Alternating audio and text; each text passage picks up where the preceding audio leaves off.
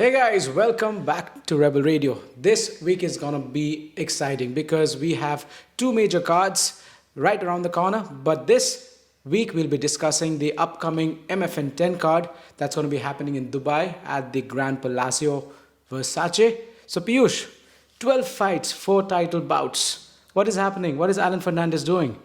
I think whatever he's doing is working because now it's the 10th edition of MFN and that's very, very appreciable. That is taking Indian MMA to new heights.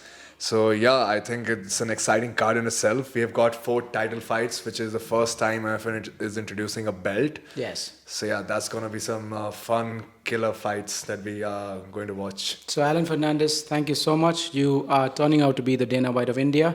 A great card, I must say.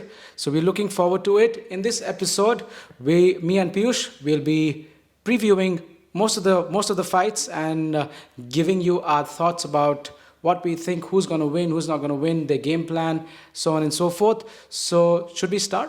Sure. Let's just introduce our viewers to the MFN itself. What do you Yes. think? Because a lot of our community members probably are new to MFN or don't know about MFN. So what is MFN? MFN is the Matrix Fight Night. It's brought to you by the Shroff family, obviously spearheaded by the one and only Alan Fernandes. This is the 10th episode of Matrix Fight Night. Matrix Fight Night started, I think, with a dream to bring about a change in the mixed martial arts scene in the country. They were the first ones to treat the fighters like they're supposed to be treated, like royalty sometimes, because they are living at 5-star hotels. Red carpet is being laid out for them. There's good prize money, and of course, a great future. So I think for people who do not know Matrix Fight Night, you should definitely get into it if you want to be in the same context of mixed martial arts with everyone else. So I think Matrix Fight Night today, without a doubt, is the biggest name in India. And hopefully with time, it'll be on the same level as some of the bigger promotions that we have in Asia. So that is Matrix Fight Night in a nutshell. Going forward to the fights, Piyush, should we start with the banger of a fight between the two girls, or what do you say? 100%. So Puja Tomar versus Oh, Killer B. Killer B, Miss Nguyen, if we are pronouncing your name right. So what do you think is going to happen in this fight? So as far as I've seen B's fight, she has amazing stand-up game. She is a full-on striker and she also has good takedown games. She did a couple of takedowns in her fights, which we were studying. Apart from that, Puja Tomar is another ferocious striker. We saw her knock out very, very cleanly in the last fight. Do you remember who the last fight was? I think she just Tenzing Pena. Tenzing Pena, yeah. So this was a girl from the northeast who She got knocked out in less than 30 seconds. Yeah. So that was very fantastic to watch as viewers. Like whenever there's a knockout, you're excited. Yes. And Puja Tomar has shown us that she has that capability. Yes. So when both of these girls clash, it will be banger of a fight where they both will go to take off each other's head. Yes. So I think it's a very, very exciting fight for the fans, and since it is a title fight, that just adds on another layer of excitement because for the first time we are going to have a female champion from India. Oh, absolutely. Because as you rightly said, we were reviewing some of the fights. Both fighters ferocious. Obviously, Nguyen having won the previous fight that between Puja and Nguyen. I think it was not in the mixed martial art domain. They've already fought before. They've already fought before. So I think Puja is kind of prepared for what is coming with Killer B. Because Killer B doesn't back out. She is a monster. I've seen her fight against Stamfetex, also against Ritu Fogart, and also against the fighter she's going to be fighting in the next couple of days. It is interesting that in the Ritu Fogart's fight, Ritu managed to take her down a lot of times, but she just kept getting up, kept wrestling back up to her feet, and Ritu could not do a lot of damage. And then Killer B started to pour down heavy strikes and took away the match. So I think it can be another one of her skills which we haven't seen in the octagon before, where she goes for a takedown this time, knowing that Puja Tomar probably is not very, very prepared in that specific part of the game, because Puja is mainly a striker. But as I said, it will be a interesting clash of styles because both of them have the same pedigree, but whoever pulls that trump card will be the winner. I think you very rightly said, because the only difference between Puja and Killer B is literally, as the name says, a killer someone with a killer instinct. She is a fighter that pressures you till you give up, because we've seen the earlier fight. She doesn't back down. She's quite a fantastic fighter. So let's see, it's going to be interesting. Like we were discussing the first title bout. We will have the first female champion out of MFN on November 18th. So watch out for this fight. Okay, the difficult question now. Pick one. I think given their style and given their experience, I'll definitely go with Killer B Nguyen or Nguyen. Puja Tomar, if she wins, she'll surprise me. Let's see. It's going to be an interesting fight. Yeah, I think you were right. I'm also going to go with Killer B this time. Not based out of anything, but based out of her experience and her history. You know, she is a monster when it comes to the striking arts, and hopefully she brings out the trump card like you rightly said a couple of seconds ago. So there you have it. The first bout that we just discussed is the strawweight bout between two champions, and hopefully the better champion wins this time. Moving on to the next one. Punijit Likharu versus Jorge Stanowicz. This is going to be exciting. Yeah, I'm very, very excited for this fight, especially because we get to see Punijit back in action. Yes. And for people who don't know, in Indian MMA, Punijit is one of the most talented fighters that India has ever produced. He trains out of cross-train. Right now he's training in the Bali MMA. Yeah. He's a training partner and very good friend of Anshul Jubli, who we all know now. If you're in Indian MMA scene, you should be knowing who Anshul Jubli is. Our first fighter who is going to make waves in the UFC, hopefully. He's already made waves. Yeah.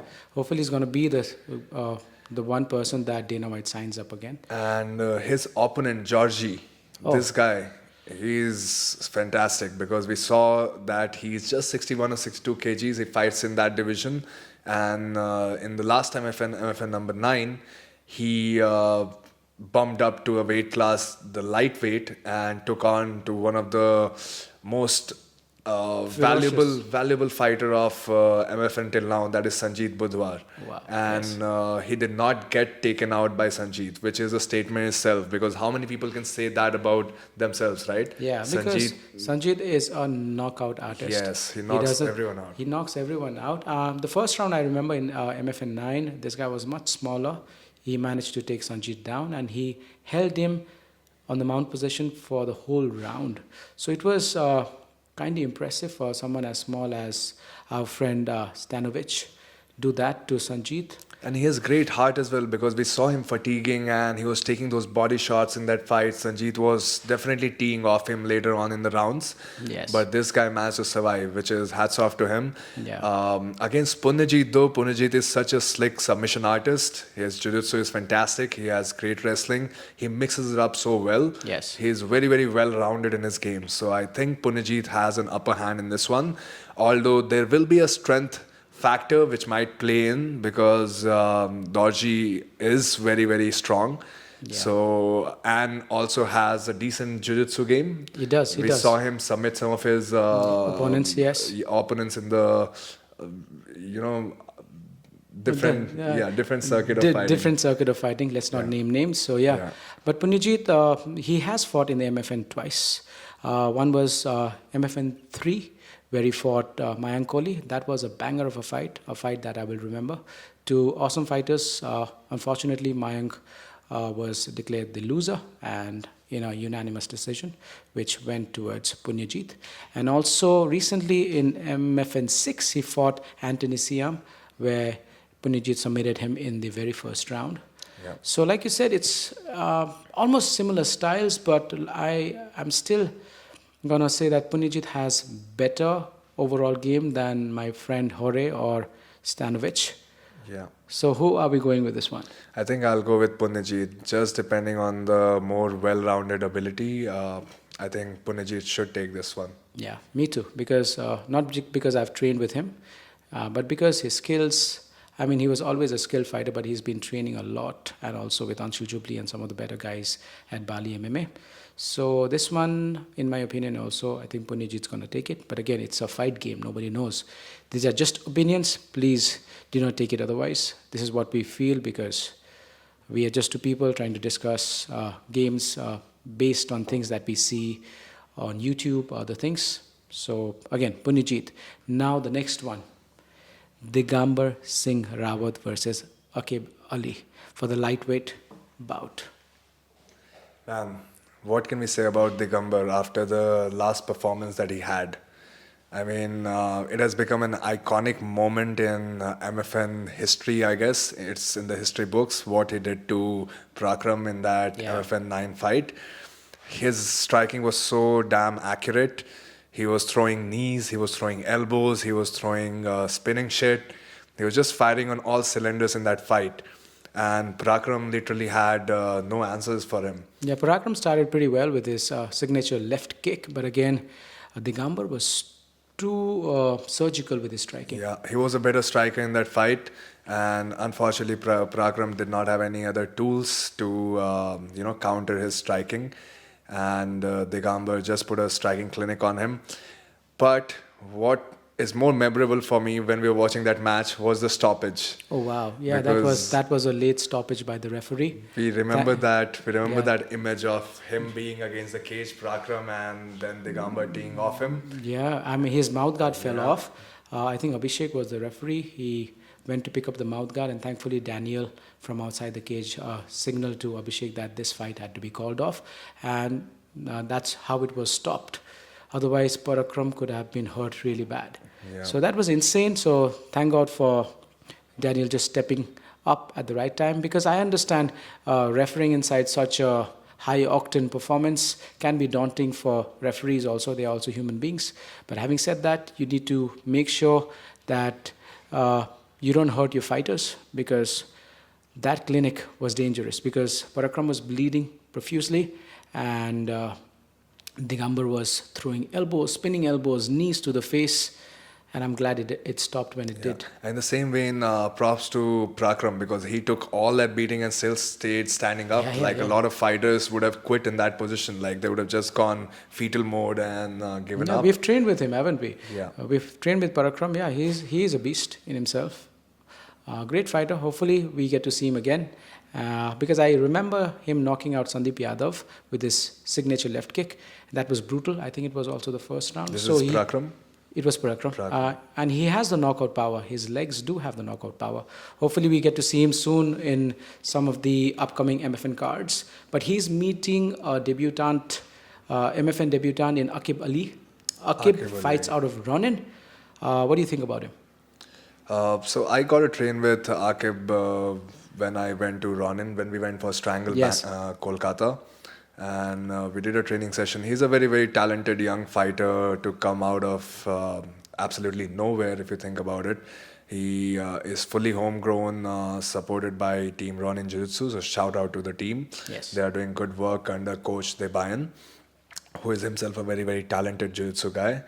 And Akib is... it really did wonders, because he won the very, very grueling Road to MFN, right? Oh, yes. Road to MFN. I remember you were there and you saw the whole event. Yeah, he was a legit fighter, bro. I mean, he just went through the ranks, and he obviously clinched that coveted MFN contract. So I think he deserves to be there. But again, having said that, because it's his debut against one of the hardest and the most surgical strikers in MFN, I'm kind of wary about his matchup. What are your thoughts on it? Yeah, my thought is that to win this fight, he probably does not want to strike with what we saw Digambar bring to the table last time. So probably he has a switch strategy, go for more of grappling style game plan.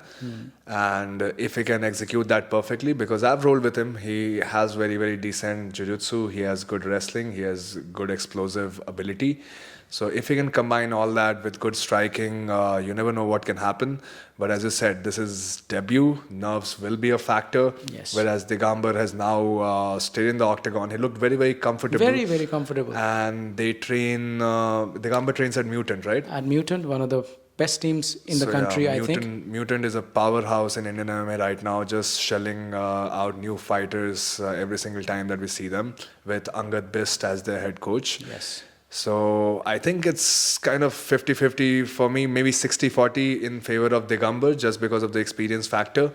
But I would never count Akib out, because sometimes when you are doing your debut, you want to show them you have that extra motivation. You're hungry also, yeah, of course. Let's. I'll also, probably I'm gonna incline towards Gambar just because of what I saw, and it is Akib's pro debut in the MFN circuit. Hopefully they start they have a great fight, and hopefully we get to see a banger of a fight between these two. So I choose Gambar for now, but you never know. Again, it's my opinion.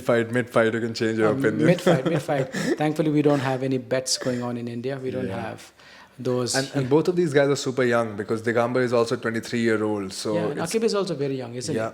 So it's great to see that we are producing such promising talent who are making the matches so interesting that we cannot just say, one or the other person is going to just run through the other one. No, it's not going to be that way. And it's great that Indian MMA future looks in very, very safe hands with these guys propping up. Of course.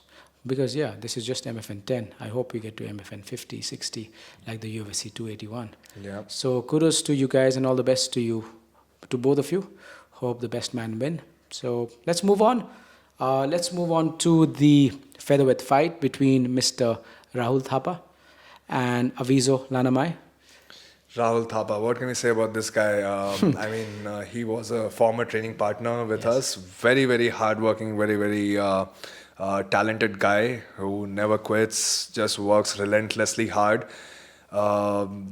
His last fight was his MFN debut after terrorizing absolutely the amateur circuit in the country. Like, we had to literally beg him to move out of the amateur circuit and start going pro, because he was like, no, I have to accomplish 50 amateur 50, wins.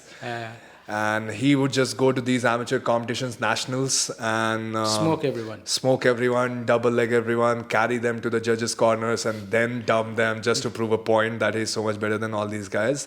So I think amateur circuit is breathing a sigh of relief. Yes, they are. Now that he's in the pro circuit. And he made a very, very good debut where he finished purple belt Kushal Vyas in the first fight. So I'm very excited to see how he showcases his skills in this next match. He's going against Avizo Lanamai, right? So Avizo is another very great talent to come out of.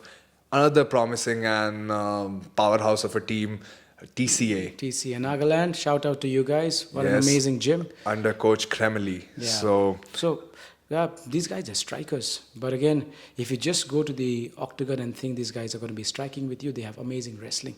They have amazing counter wrestling. They will strike you to Timbuktu, but again they'll counter wrestle with you. We were just reviewing his fights. Some of the techniques were not there because his visors were not in place when somebody had a body lock on him. But hopefully the coaches have worked towards his wrestling defenses, because Rahul Thapa, if he gets you in a body lock, you are going down. Yeah, so Rahul's greatest strength is his wrestling game. He's super, super strong guy. If he locks his hands around you, he will take you down, especially if he puts you against the cage. He's very, very experienced over there. And even the team that he trains at right now, they specialize in this form of grappling ability. So I think Avizo, if he can defend the takedowns and keeps it standing, or manages to get on top, because last fight we saw he has a ferocious ground and pound. Absolutely, yes. Where he stood on top of guard and still managed to pummel the opponent on the bottom. I think it was... Abhishek Negi. Abhishek Negi, yeah. So it's going to be interesting. I think I would favor Rahul if it goes to the ground on his terms. Otherwise, Avizo has great striking, great stand-up, and very good ground and pound for himself. So I think this fight is very, very equal in my opinion. I think it's in a collision course because both of them are coming from 1-0. Oh yeah, and both of them are 1-0. Yeah, 1-0. So what do we say to that? What do we say? I don't know. Somebody's zero is going to be... Zero has to go. Somebody's zero has to go. I hope it is... I don't know. I mean, I cannot pick anyone from here because... Both of them are very, very bright talents, so... Not being biased out of anything, but we love both of them. Great fighters, great ambassadors of the sport. So, may the best man win. Just because I know Rahul Thapa personally, I think I would go out on a limb and say that I would pick Rahul Thapa for this fight. But I wouldn't be sad if one of them, like either of them won. I mean, both are amazing talents. May the best man win. Yeah, may the best man win. Let's go with that for now. So, that is Rahul Thapa versus our man Avizo Lanamai. Now let's go back a little bit and talk about the excitement that MFN is bringing. All the cards are bloody stacked. Yeah. So it's going to be a banger of a tournament. MFN 10, I think you'll get to see skill levels that you've not seen before. So if you are not tuning in or you're not planning to tune in, if you have plans on November 18th, you should cancel it because this time it's not going to be Facebook Live. This time MFN has cracked the deal with Disney Hotstar. So they'll be streaming the event live on Disney Hotstar. So block your dates for that. Moving on. Richard Mearns. Just taking a step back. What a great show of strength by MFN bagging a deal with one of the biggest companies, one of the biggest... Yeah, I think it is the biggest one championship. If you look at it, without a TV deal, there is not much money that can come in. Yes. With a TV deal, what the marketing team can go towards is getting more people to invest in the sport through advertising. And if there is more money coming through advertising, the fighters are getting paid more. If the fighters are getting paid more, the rest of the country watching them will train harder. Exactly. So everybody levels up. Everybody grows. At the end of the day, it's a money game. So congratulations to the MFN team for bagging this deal with Disney Hotstar, one of the better channels that we have in the OTT circuit today. So yeah, good point, Piyush. So should we move on with Richard Mearns? Yeah. So Richard Mearns and our man Shamanand. Shamanand has been on a spree after his loss to Sanjit Budhwar in MFN 4. He simply has been decimating people. MFN 7, we saw what he did to Abhishek Negi. And the recently, MFN 8, if I'm not wrong, MFN 8, he ran through Krishna Heer. I think it was 9, the last. I think it was MFN 8. Okay. I think it was MFN 8. He just been running. He's like a madman possessed to avenge his first loss with Sanjit Budhwar. It would have been interesting if these two guys could be pitted against each other because it would have been the best grudge match in history, in MFN's history. But again, he is also meeting a very, very seasoned fighter in Mr. Richard Mearns. So take it away, bro. What are your thoughts? So here's the thing. Shamanand, as you rightly said, his first fight against Sanjit Budhwar, he made a debut against a very, very experienced guy. And there's no blames that he lost that match. It's totally fine. Happens when you are debuting against such a experienced guy who has been competing in boxing professionally for years. But I think he took it very personally. Yeah, and he did because then he came back. Excuse me. God bless you.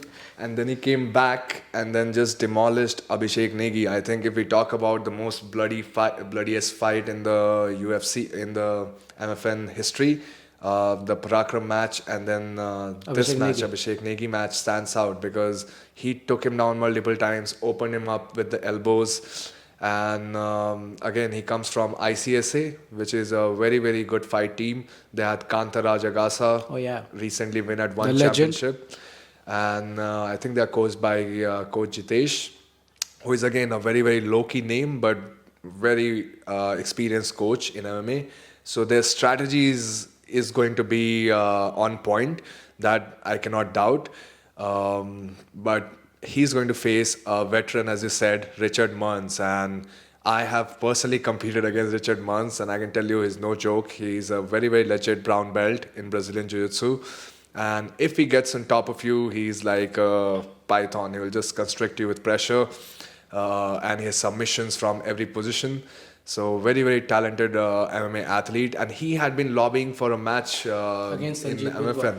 Yeah, against Sanjit Budhwar. But I think MFN was like, okay, first I'll throw you Shamanand, try to get past this man on a mission, Yeah, then then we'll talk about Sanjit. So I hope that match also eventually happens. And as I said, Sanjit versus Shamanand is another great fight in the process of making in the future. So I think in this fight, again, it's a very, very nail-biting contest. I would go with Shamanand just because he's physically much more dominant. Yeah. He has gained like huge size, whereas Richard is a little bit smaller if we think about it. But both of them are fighting featherweight, so 65. Both of them are fighting featherweight, but the strength discrepancy post Wayne, I think, will be there, I guess. And Shamanand has more reach, in my opinion. He's a lanky fighter, taller fighter. It's going to be interesting. Yeah, because we've been studying Richard Burns. Yeah. Richard Burns comes with a lot of experience. His record is about... Did you say Burns? Merns. Burns. Richard Merns. My apology, Richard. Okay, I think he has about... You thought about Gilbert Burns, right? Gilbert Burns, yeah. Richard Merns. So he is about five... He has about 5 pro fights under his belt. He's won 3 and lost 2. Apparently, he's a armbar specialist. If you check his videos on YouTube, you will see that he is no joke. I mean, it's not going to be a cakewalk for anyone standing in front of him. But yeah, like you said, it's different lights. You know, and Richard has been in India for a while. Now he's in Nepal training with Gymkhana, I'm guessing. So I don't know how he's training. Exactly. So I think that is my biggest, kind of concern with that fight is that Richard is not having a probably great camp under much more experienced coaches, whereas because he is the one coaching people. Yeah, he's the one who is coaching other people. So I don't know if you can prepare yourself that well in course of a fight, but Shamanand has had a great camp of fighters. He has a great coach at his disposal. He is bigger. He is, again, hungrier because he's super young right now, while Richard has been a veteran of the sport for 5, 6, 7 years now. So it's going to be an interesting bout. I'm leaning a little bit more towards Shamanand. I think a little bit of regional bias is coming into my mind because Shamanand is from Bihar. I'm from Jharkhand, so very, very close neighbors. So I think I'll go with Shamanand. If he wins, I want to see that Sanjit Budhwar fight happen. Yeah. And him getting the revenge on Sanjit. Yeah, it's going to be interesting, like you said. I mean, let's see what happens. I'm Who also do leaning you have in towards. this I'm fight? also leaning towards Shamanand because I've seen what he can do. Richard is more technical. If he takes you to the ground, he's got great ground control. Like you said, brown belt in jiu-jitsu. Shamanand's jiu-jitsu is definitely going to be tested in this one. Yes, because if Richard can take Shamanand down, because we've not seen Shamanand being taken down to the ground and pounded. I hope that ferocity will still be there when you're getting ground and pounded by someone like Richard Merns. But having said that, I have the India bias, and Shamanand has been one of the most dynamic examples in the MMA circuit, and for that reason alone, I'm going to choose Shamanand myself too. So, but again, ladies and gentlemen, that was MFN 10. We'll be back with a short break. Thank you. सारा मेरा pick आपका pick है. But हम लोग वही उसी को pick कर सकते हैं. We know who the better fighter is. इससे मैं सोच रहा था मैं इसको रिचर्ड मर्न्स को पिक कर लूँ. करना चाहिए था क्योंकि ब्रो ये जिu-jitsu में डोमिनेट करेगा. हाँ. Ready. 1, 2, 3. All right, welcome back, guys. We were previewing the MFN 10 card. That's going to happen in the next couple of days on November 18th at the Grand Palazzo Versace in Dubai. We were just previewing some of the top cards. Now we are getting back to another female bout between Jojo Kumari and Priya Sharma. Jojo Rajkumari. And Priya Sharma. This is going to be a strawweight fight. It's fuck it again. All right, ladies and gentlemen, welcome back to the episode where we are previewing MFN 10, which is going to be held at the Grand Palazzo Versace in Dubai on November 18th. So stay tuned. We've been previewing a lot of fights so far. Next up, we have Jojo Rajkumari and Priya Sharma in the strawweight division. What do you think? Jojo Rajkumari, we saw her knock out like freakishly Mary Jane in MFN 9. Remember that? That was insane. She mummified. I don't even know Knocked how. her out cold with her hands up in the air. It was crazy. It was scary. to tell It you was honest. like it was not like even a proper touch knockout. I don't know how it happened, but it was like she It just was the touched left the air. overhand Yeah. that is touched Mary Jane's chin. That tells us what her chin is like. She just Yeah. froze with her hands up. She like just you said. fell like It a was crazy. tree. She just felt like a tree and Yeah. laid down like a tree. The referee had to turn her around. I hope she felt better after that. But yeah, it was scary. So that shows us that Jojo Rajkumari can knock out people, And she can also armbar people. In Yeah. MFN 7, she also armbarred who? Ishika Thite. Ishika 1 Thite. minute, 37 seconds. So she has good ground abilities and she has good striking abilities. Complete fighter. Complete fighter. So is Priya Sharma. I have known Priya for a while. She is a judoka initially. Then she has great striking skills. She's been training with a lot of camps. She was also with Ultimate Fitness in Mumbai under Chaitanya Gavali. They have a great set of fighters with great wrestling, great striking, and also good BJJ. Then she started training with Cross Train Fight Club. Then obviously she got a scholarship to Fatex in Thailand, which is kudos to you again. It's a very coveted scholarship to train again with some of the best guys in the business. And now she's back to India. She trained with Stam Fairtex also. Sam right? Fatex, I think they hang out in the same room. So I'm hoping that her striking has only gotten better. So it's going to be interesting. Priya also recently just fought a Muay Thai bout, which she won unanimously, which was great to see. But yeah, I don't even know. I mean, I've not seen Priya in this scene for a long time, at least So inside the yeah, octagon. Priya's MMA last MMA fight was probably 2019, 2019. and she won that fight. So it will be a comeback fight for her. Now Jojo Rajkumari has competed very very recently, so there are no nerves on her part in the octagon or in the cage, whatever you want to call it. But I think I'll take Jojo Rajkumari just because she has competed very, very recently. She does not have the same nerve problem that Priya might face going into an cage again. Yeah. But Priya, according to me, could take this one. Why? I'll tell you. Because once she takes you to the ground, she is pretty dominant. She's got great hip. She's got great hips and her ground control is quite insane. I can say this because I have rolled with her. I've sparred with her. So I'm biased that way. And hopefully she is the fighter that she's always wanted to become. So this one for me, it'll be a very thin margin, but I'm rooting for Priya this time. Cool. So finally we disagree, guys. We don't disagree. We just choose fighters. So till now we have picked all the same fighters. This one is the first one where you are picking Priya Sharma and I'm going with Jojo Rajkumari. Let's move on to the next fight. A title fight again. Title fight. Mr. Angad Bisht, the face of Indian MMA right now. Yes. And versus Mohammed Kamal from Egypt. Okay, so this one is a little bit weird for me right off the bat because this is a title fight, and I was researching on Mohammed Kamal. He has lost his last 3 fights. Yeah, funny. So how can you put a guy who has lost 3 fights directly into a title contention? I do not understand. But it's against Angad Bisht, who has been on a winning spree. 3-fight winning spree. Chungren, Chaitanya, and Himanshu. Yes. 7, 8, 9. And did he beat Chaitanya in the last fight? Yes, he clipped him, then he took his back, choked him out. Yes. So that was a very, very complete performance on Angad's part. And again, he has been in the scene for quite a bit. He runs a very, very successful mutant academy in Dehradun. Yeah. So I think I'm definitely going to go with Angad in this one because Mohammed Kamal lost last 3 fights. I don't know. He looks like he has decent wrestling, but he also tends to shoot blindly. Yeah. And Angad Bisht can counter that with a flying knee or something of that sort. Angad is a very dynamic fighter. Yeah. I've known Angad for a long time through Reebok Fight Nights.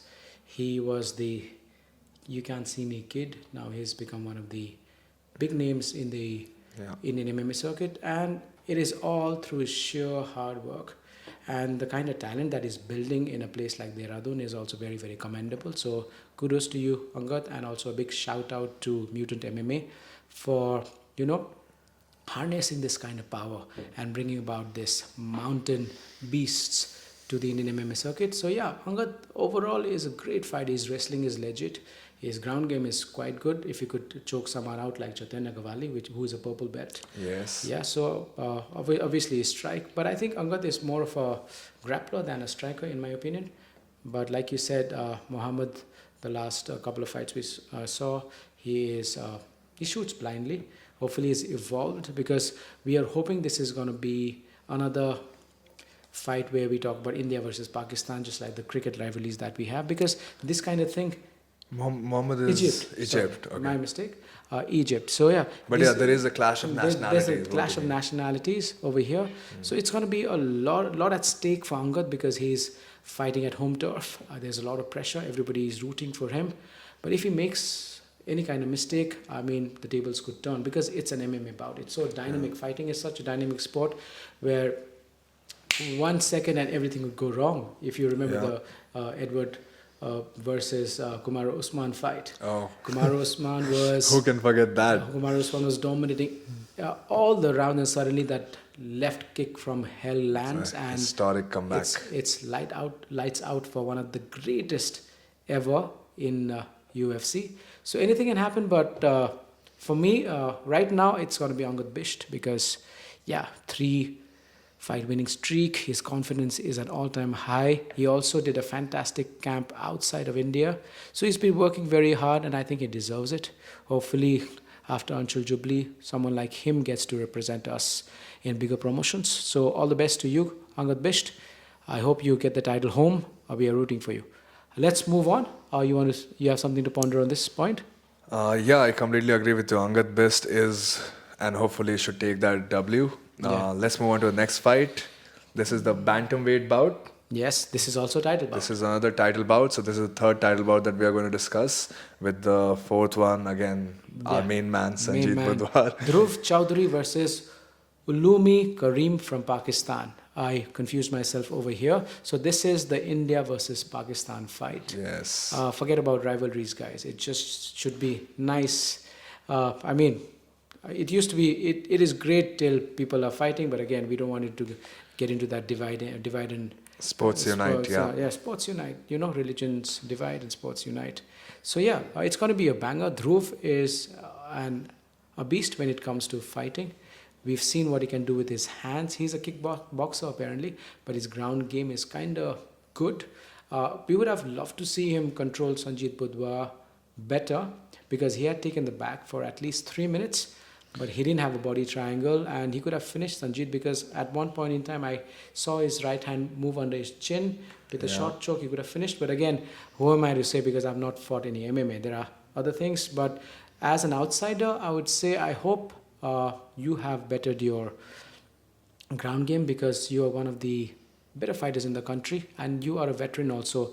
If I may just look at, you fought 21 fights, bro. 13 wins and 8 losses. So, you are one of the pioneers of Indian MMA. So, your thoughts? So Dhruv Chaudhary, as I said, has been the guy who has put Sanjit Budhwar in most of the trouble that he has ever been in a fight. Yes. With his back gotten taken down multiple times, and then having a fully locked strangle. Although he couldn't finish, maybe he has worked on his ground game since then and became a little bit more better.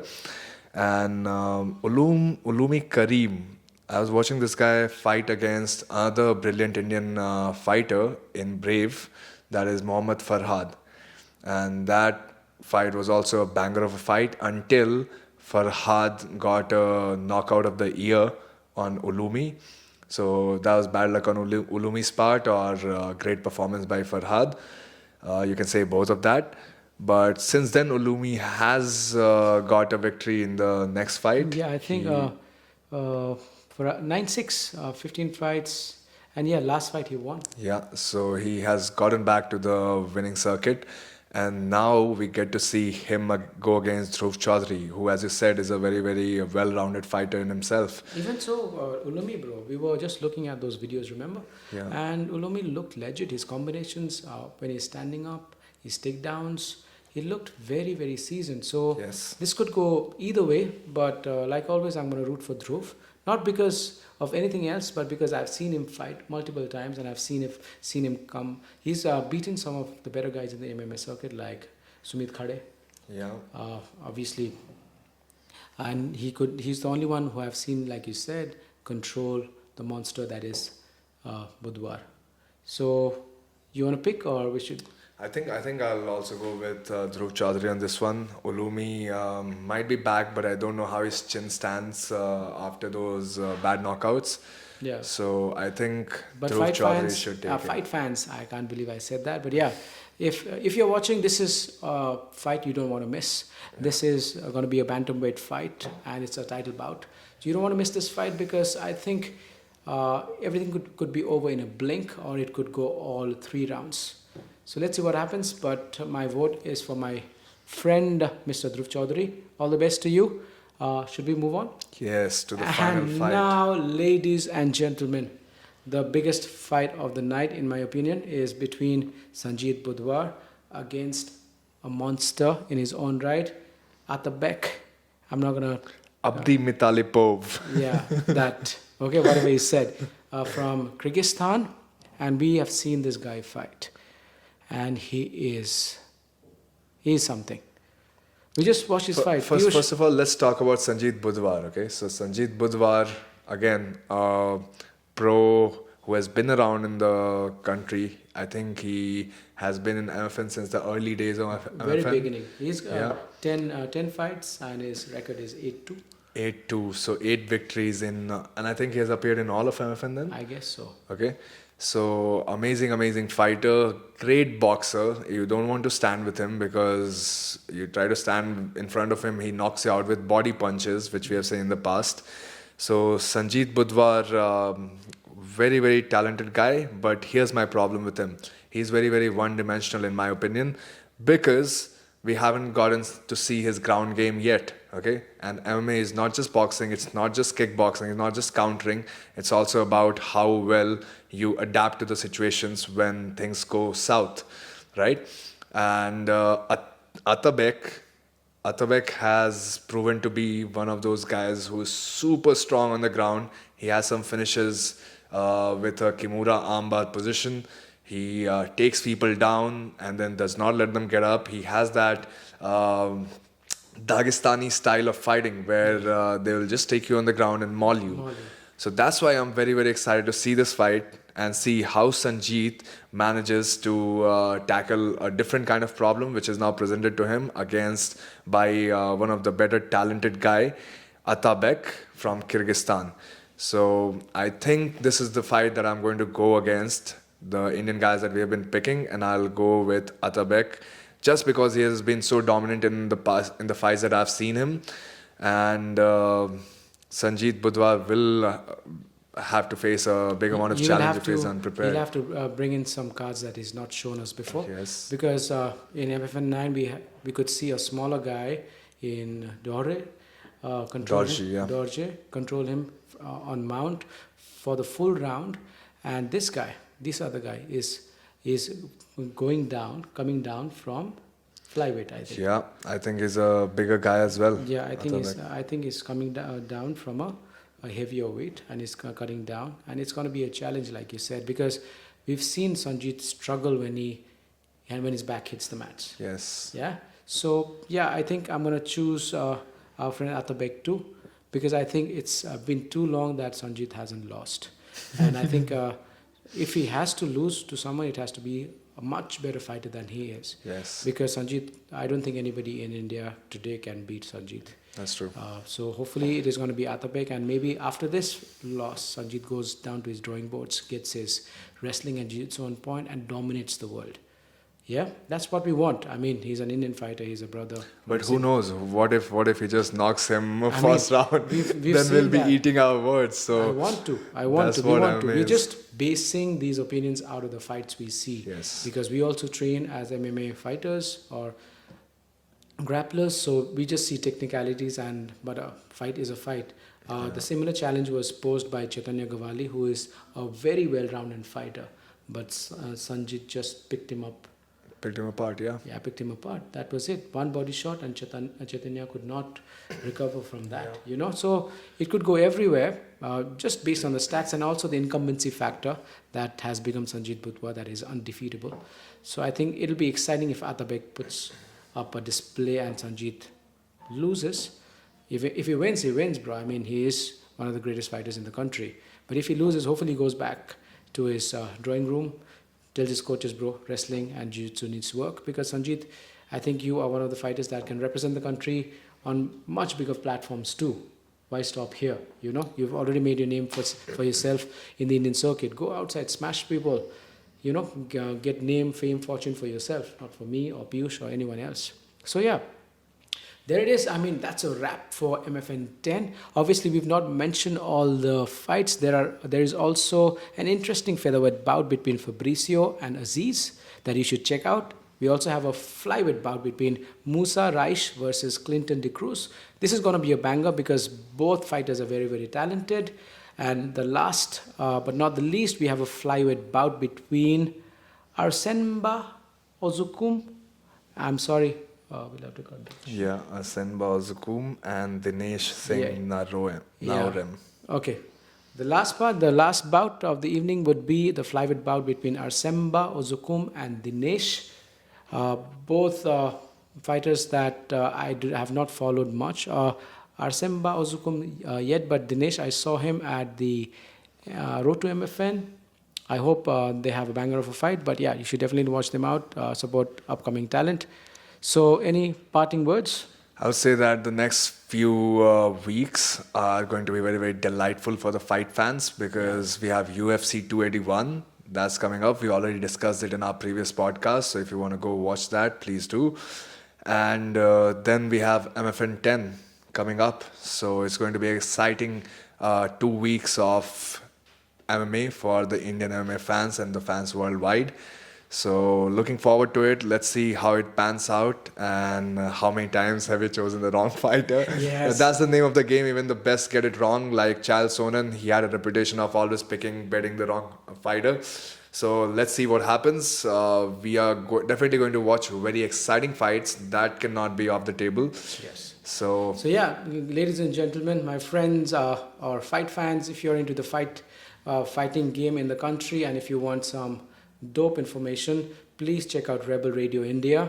We are available on all platforms. And please come and train with us at Rebel MMA India. Yes, if you are in Delhi, Gurgaon, please come and train with us.